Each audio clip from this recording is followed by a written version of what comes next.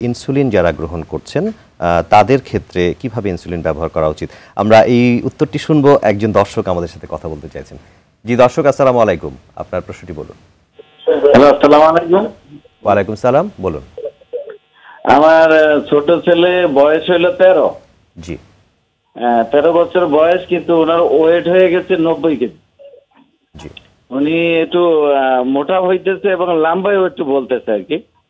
আর খাওয়া দাওয়ার রুচিও ওনার খুব বেশি, বারবার খাইতে ইচ্ছে করে, অল্প না একটু বেশি খাইতে ইচ্ছে করে। তো এই জন্য আমার করণীয় কি? আর আরেকটা হইলো, আমার বড় ছেলে বয়স হইলো 27 বছর। তো 27 বছরে ওনার এই যে কলম দিয়ে যে ডায়াবেটিস মাপে, ওইটা দিয়ে মেপে দেখতে কোনো সময় 18, কোনো সময় 20 হয়। বড় ছেলের ওজন কত? বড় ছেলের ওজন কত একটু বলবেন? বড় ছেলে 82 বড় ছেলে। জি, আপনাকে ধন্যবাদ দর্শক, আপনার প্রসঙ্গটি আমরা বুঝতে পেরেছি, বিষয়টি নিয়ে কথা বলছি। আপনাকে অনেক ধন্যবাদ। অত্যন্ত গুরুত্বপূর্ণ একটি প্রশ্ন এবং এই সময়ের জন্য।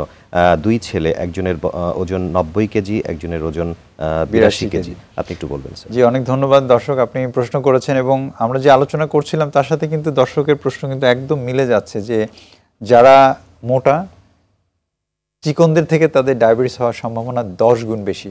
তা দেখতে পাচ্ছেন যে একই পরিবারের দুই বাচ্চা, একজনের বয়স 23 বছর, তার অলরেডি ডায়াবেটিস হয়ে গেছে, 17-18 ডায়াবেটিস থাকে, নর্মাল হচ্ছে যে 7.8 পর্যন্ত আমরা নর্মাল বলি। 23 বছর বয়সে, অল্প বয়সে কিন্তু তার ডায়াবেটিস হয়ে গেছে, 82 কেজি ওজন হওয়ার কারণেই কিন্তু তার এটা হচ্ছে। এবং আরেকজন বাচ্চা, ও কিন্তু ডায়াবেটিস হওয়ার পথে আছে, কারণ ও অলরেডি 90 হয়ে গেছে, 13 বছরের বাচ্চা। সুতরাং এখানে আসলে আমাদের দেখতে হবে যে তার কোনো হরমোন রোগ এর সাথে জড়িত কিনা, থাইরয়েডের রোগ, কর্টিসল হরমোনের রোগ, এগুলো কিন্তু বাচ্চাদেরকে মোটা করে।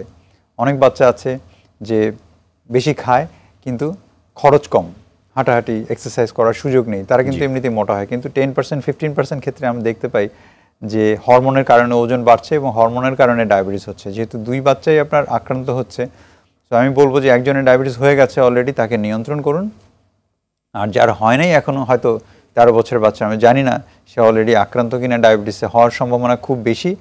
খালি পেটে এবং গ্লুকোজ খেয়ে 2 ঘন্টা পরে ডায়াবেটিস পরীক্ষা করুন। দুটো হরমোন পরীক্ষা করবেন, একটার নাম হচ্ছে TSH থাইরয়েড হরমোন, আর একটা হচ্ছে কর্টিসল মানে স্টেরয়েড হরমোন। এই দুইটা হরমোন পরীক্ষা করলে তার মোটাটাকে শুধু খেয়েই মোটা নাকি তার মোটাটা হরমোনের কারণে হচ্ছে, সেটা কিন্তু আপনি সঠিকভাবে আইডেন্টিফাই করতে পারবেন। এবং অলরেডিও ডায়াবেটিসে আক্রান্ত আছে কিনা গ্লুকোজ খেয়ে ডায়াবেটিস পরীক্ষা করলে কিন্তু বোঝা যাবে। সুতরাং আপনি অবশ্যই, আমি জানি না আপনার বাড়ি কোথায়, বাংলাদেশে প্রায় 14টা মেডিকেল কলেজে কিন্তু ডায়াবেটিস এবং হরমোন বিভাগ রয়েছে এবং খুব স্বল্প মূল্যে আপনি কিন্তু মেডিকেল কলেজের বহির্বিভাগে 10 টাকার টিকিট দিয়ে কিন্তু আপনি একজন ডায়াবেটিস এবং হরমোন রোগ বিশেষজ্ঞ, যাদেরকে আমরা বলি এন্ডোক্রিনোলজিস্ট, সেই বিশেষজ্ঞ ডাক্তার দেখাতে পারবেন। এবং আপনার নিকটস্থ যে মেডিকেল কলেজে হরমোন বিশেষজ্ঞ রয়েছেন, প্রায় প্রত্যেকটা মেডিকেল কলেজে রয়েছেন, আপনি সেখানে গিয়ে 10 টাকার টিকিট কেটে আপনি আপনার দুই বাচ্চাকে একসাথে নিয়ে যাবেন এবং তারা যে নিয়মকানুন বলবেন, যে পরীক্ষা নিরীক্ষা করাবেন, সেই হিসাবে যদি আপনি করেন, তাহলে কিন্তু আমার মনে হয় যে আপনার বাচ্চাদের যার হয়ে গেছে তার নিয়ন্ত্রণে আসবে, যার হয় নাই এখনও সে কিন্তু প্রতিরোধের পথে এগিয়ে যাবে। আমি একটা তথ্য এর মধ্যে বলে রাখি যে যাদের ডায়াবেটিস হওয়ার সম্ভাবনা খুব বেশি, যেমন বাবা মার ডায়াবেটিস থাকলে, একজনের থাকলে 10% রিস্ক, দুইজনের থাকলে 60% রিস্ক, 60% রিস্ক বেড়ে যায়। সুতরাং আমি জানি না তাদের ফ্যামিলি হিস্ট্রি কি, কিন্তু ছোটরা ডায়াবেটিস হওয়ার সম্ভাবনা খুব বেশি। এটা কিন্তু প্রতিরোধযোগ্য। ডায়াবেটিস কিন্তু একটা প্রতিরোধযোগ্য রোগ।